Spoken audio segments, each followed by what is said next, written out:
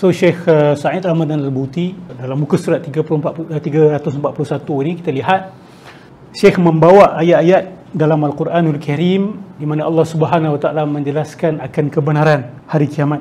Dan Syekh kata Allah menggunakan bermacam-macam gaya bahasa dalam Al-Quran untuk menekankan kepentingan dan peripentingnya kepercayaan kepada hari akhirat ini. Kadang-kadang Allah Subhanahu Wa Taala bagi logical argument, kadang-kadang Allah Subhanahu Wa Taala bagi gambaran terus tentang hari kiamat tu, tanam takut pada jiwa kita.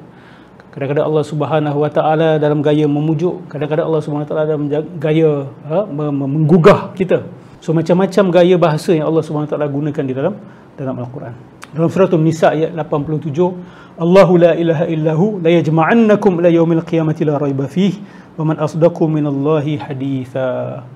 Allah Subhanahu Wa Taala tidak ada Tuhan selain Dia. Pasti Dia akan mengumpulkan kamu di hari kiamat, tidak ada ragu padanya, dan siapakah yang lebih benar kata-katanya.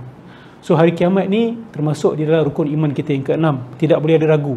Siapa yang masih ada ragu tentang hari kiamat, tak pasti kiamat ni ada ke tidak, maka keimanan dia ada retak yang begitu besar. Kalau nak cari bukti, silakan cari bukti. Kalau nak berhujah, nak faham, nak arguments, nak rational explanation, bismillah, talk about it. Tapi jangan biarkan kalau ada soalan dan ragu.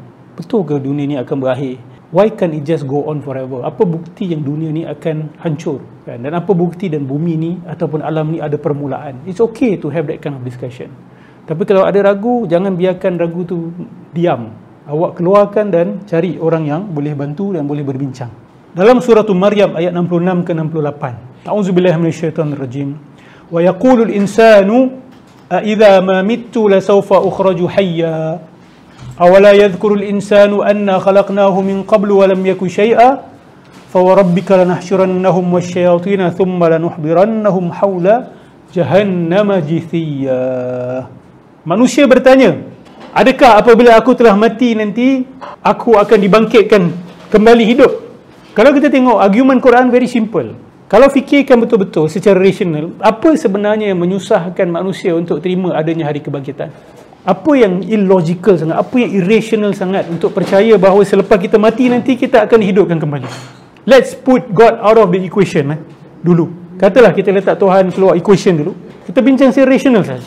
Golongan etis ni boleh menerima kita terhasil daripada interaksi kimia secara rawak, interaksi atom dan molekul secara rawak yang akhirnya menghasilkan makhluk hidup yang bagi mereka memakan masa berbilion tahun. Daripada organisma hidup yang pertama akhirnya menghasilkan makhluk ataupun being yang begitu kompleks. Jadi kalau mereka boleh menerima perkara tersebut sebagai logical, possible, rational, sebenarnya apa yang menghalang mereka daripada percaya bahawa this thing will be repeated again? Betul tak? Actually the first one is more impossible. The second one is easier. Dah pernah jadi, nak jadi lagi tak susah daripada the first incident tu.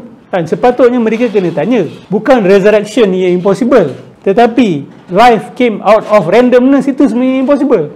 Itu yang sebenarnya tak masuk akal, itu sebenarnya illogical, itu sebenarnya irrational. Jadi kalau itu kamu boleh terima, kenapa kamu tak boleh terima yang ini? There is no valid reason for you to reject the second one if you can accept the first one.